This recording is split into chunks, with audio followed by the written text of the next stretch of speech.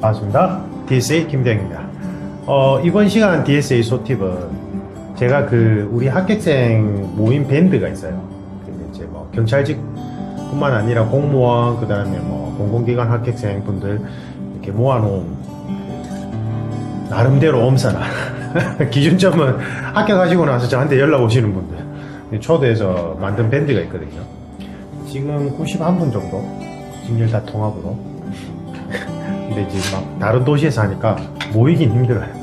모이려고는 해보는데 거기에 이제 제가 형통할 자학이라고 자기 개발 하루 일기 뭐 이런 거예요. 그러니까 저는 이제 합격하시고 나면 잔소리를 많이 해요.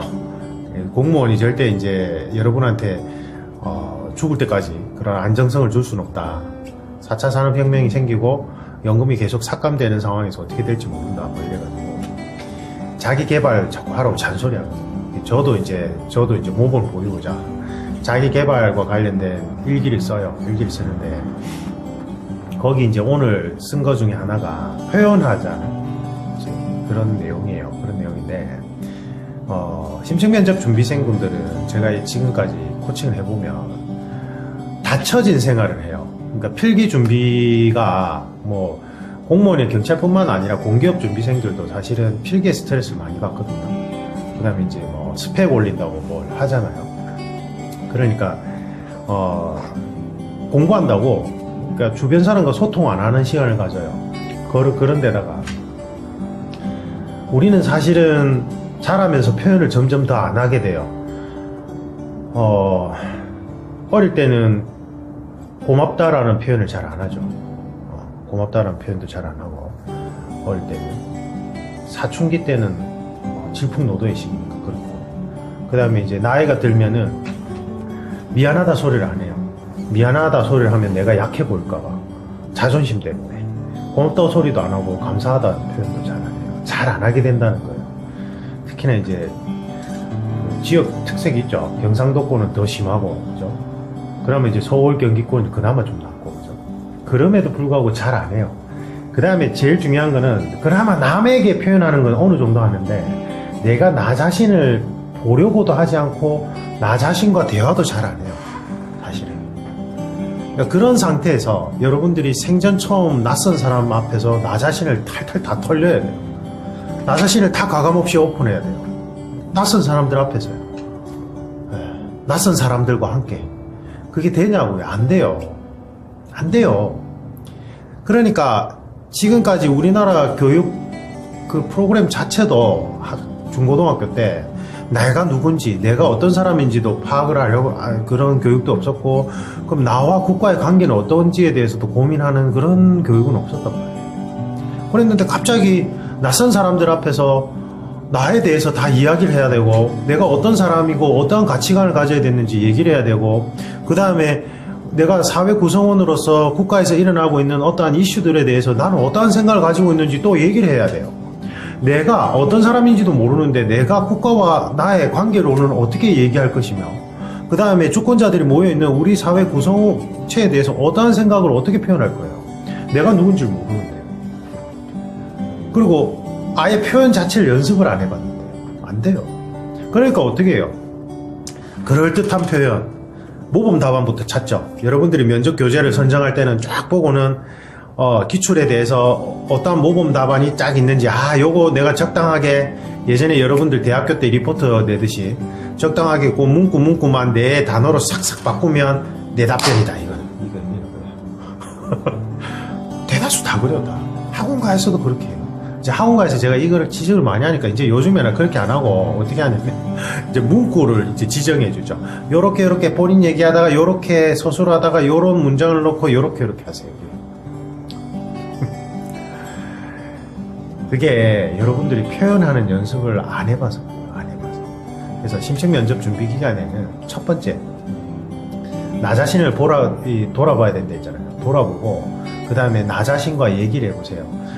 살아오면서 어떤 굵직굵직한 사건들이나 나에게 인상 깊었던 사건들을 한번 적어보세요. 적어보시고 그 사건들에 대해서 나는 무엇을 어떻게 느꼈는지 나 자신과 한번 먼저 얘기해보세요. 자문자답을 해보는 거예요. 맞죠? 그 다음에 그 사건과 관계가 있었던 친구나 주변 지인들이나 가족들과 함께 그 이야기를 꺼내면서 어떠한 감정을 어떻게 느꼈는지 물어보세요.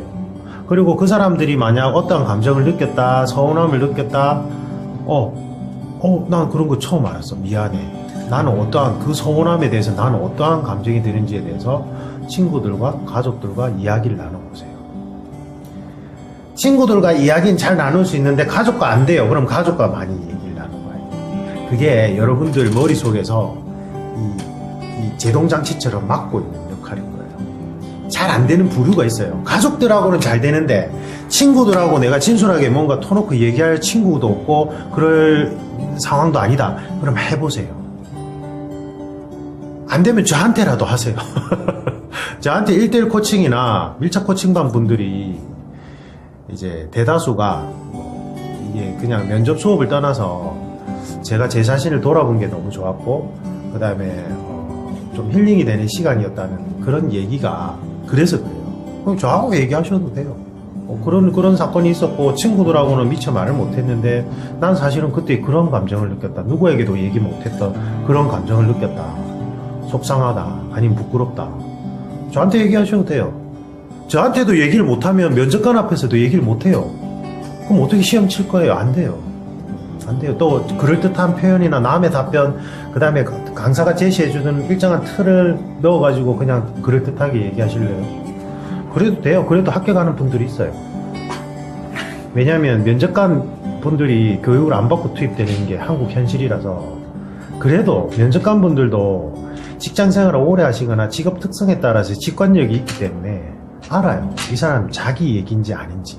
그러니까 요즘에 계속 면접 기출 보시면요 그런 얘기가 많아요. 학원 다녔냐, 면접 학원 다녔냐. 그 다음 두 번째가 본인 이야기 맞냐, 본인 이야기 맞냐, 이런 얘기가 자꾸 나오는 거예요. 왜요? 면접 보니까 막 그룹별로 똑같고 획일화된 얘기들을 하고 있거든. 표현하십시오. 표현하는 게 중요합니다. 저는 경상도인데 표현을 절명 못 하거든요. 이제 충격받았던 게 예전에 이제 일본 만화책을 딱 봤는데 그 만화책에서 이제 미국이에요, 배경은. 그래서 이제 미국인 여자가, 아내가 일본 출신 남편한테 이혼 소송에서 그런 말을 해요. 저 남자는 결혼하고 나서 나에게 이때까지 사랑한다는 말을 뭐 한 3마디밖에 안 했다, 뭐 한 3번밖에 안 했다, 아니면 아예 안 했다, 뭐 그런 요지였어요. 그러니까 배심원들이 어떻게 그럴 수 있냐면서 저 남자는 아내를 사랑한 게 맞아, 막 이래요. 근데 저나 그 일본 만화 속의 일본 출신 남자들은 더 이상해요. 그걸 말로 해야 알아. 말로 해야 알아. 그 남편은 그 표현을 안 했을 뿐이지 행동으로 아주 헌신적으로 했단 말이에요. 그런데 뭐 말로 해야 알아. 저희 경상도는 특히나 저희들이 그렇게 자라고 세대란 말이에요. 저희 세대는요, 40, 50대들 말로 해야 돼. 니 사랑하는 거 몰라? 이거예요. 말 안 하면 몰라요. 말 안 하면 몰라요. 말을 하지 않으면요, 상대방에게 지레짐작이라는 괴물을 키우고 있어요. 상대방 지레짐작하거든요. 지레짐작하면 그 지레짐작은 의심과 불안이라는 괴물을 또 키워내요. 표현하지 않으면 사람 간의 관계 속에서 다른 사람을 지레짐작하게 되고 그 지레짐작 속에서 의심과 불안이 피어나와요. 저 남자가 날 사랑하는 게 맞을까? 저 여자가 날 사랑하는 게 맞을까? 요즘에 뭔가 좀 이상한 것 같은데? 이상한데? 이렇게 돼요, 계속. 근데 물론 표현할 때도 형식적인 표현은 안 되고 진정성 있는, 그죠? 그런 표현을 해야 돼요. 근데 그런 연습이 안 돼 있다고, 여러분들이. 그래서 그거부터 하십시오. 방법론은 아까 말씀드렸어요. 그죠? 뭐예요? 일단 내가 나 자신 뒤돌아보고 어떤 굵직굵직한 사건들을 한번 기술해보고 거기에 대해서 자문자답을 해보고요. 그 다음에 그 사건의 등장인물들과 한번 진솔하게 얘기 나눠보세요. 제가 자꾸 이게 기법이에요. 여러 가지 기법들인데, 이게 고시학원가에, 여러분 제가 그러지, 수험생들은 저를 몰라도 학원가 기자들은 저를 잘 알아요. 그러니까 빼가요, 자꾸.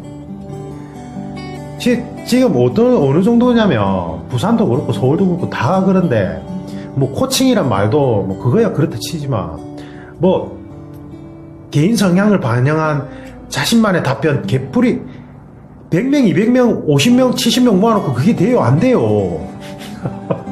그래서 거기 가보니까 아니거든. 아니니까 저한테 상담 와가지고, 아, 저기도 그런 표현 쓰던데, 선생님도 그런 거 맞아요. 이래요. 제가 황당한 거예요. 저한테 따라 한 건데, 그게 전부 다 그런 표현들이요. 제가 이쪽 경찰 공무원 쪽은 2015년도, 2014년도 말, 그때부터 이제 강의 개설 시작을 하려고 이제 학원 관계자들 미팅을 했단 말이에요. 몰랐어요. 그런 표현들도 몰랐고, 이런 기법들도 전혀 모르는 상태였어요. 그냥 저한테 자문을 구하고, 그럼 저 가르쳐 주거든요. 근데 그냥 이렇게 미팅 해갖고, 그때 싹 자료 빼가고, 얘기 빼가고는, 그걸 마치 자기들이 원래 하던 거 그냥 막 포장해서 얘기를 한단 말이에요. 피해를 보니까 제가 그래서 그래요. 어쨌든 방금 얘기한 그러한 기법들은 내가 나 자신을 돌아보고 그 다음에 나를 표현할 수 있게 만들어주는 기법들입니다. 그래서 꼭 한번 해보십시오. 제가 또 억울해서 넋두리를 늘어놨습니다. 이상입니다. 감사합니다.